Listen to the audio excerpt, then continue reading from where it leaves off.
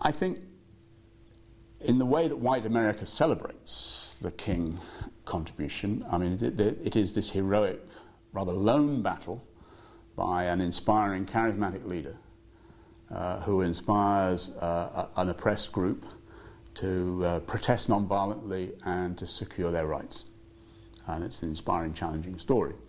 And it's one which seems to be a very American story. I mean, here is someone appealing to African Americans to use their rights as Americans, as Christians, and as Democrats with a small d, and to use the rights of the American Constitution. And so it's an uplifting story in that respect.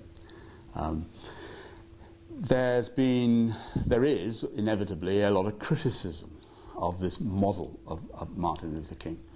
And historians say, why should we emphasize Martin Luther King when really the story is about the ordinary people in the civil rights movement, the women who actually initiated the Montgomery bus boycott, the students who protested in 1960, the students in particular who were very much at the cutting edge of civil rights protest in the early 1960s and who themselves were impatient with King's strategy. So there's an argument which says that we ought to be talking about the ordinary people rather than the leaders.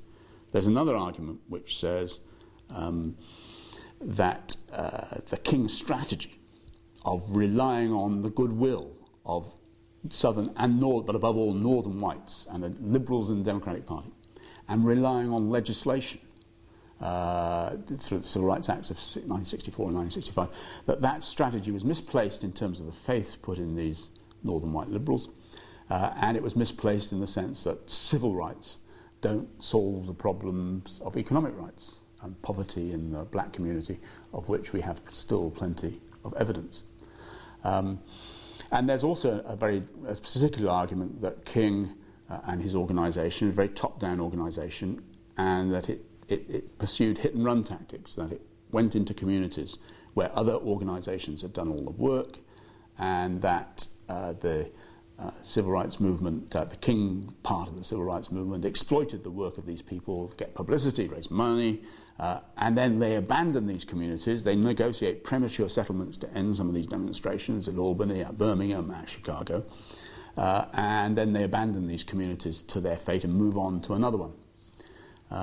I think all of those criticisms, inevitably some truth in all of those criticisms, but the basic point that one can never get away from is that King was indispensable to the passage of the 1964 and 65 Civil Rights Acts.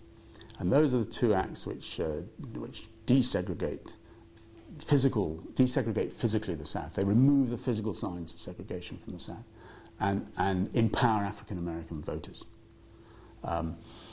They're the two most important contributions to getting gains for African Americans in the last half of the 20th century. And both those pieces of legislation come from campaigns that King himself organised.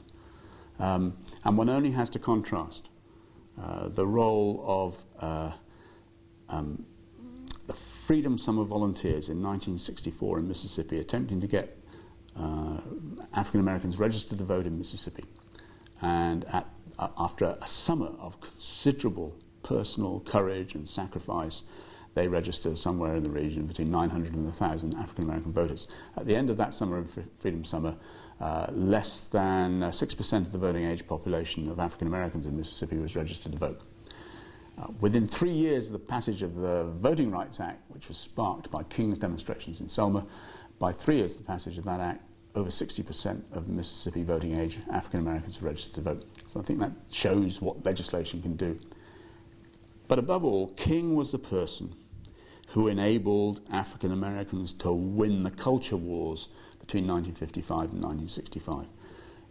King was the person who could explain the cause of Southern civil rights for African Americans to the rest of the nation.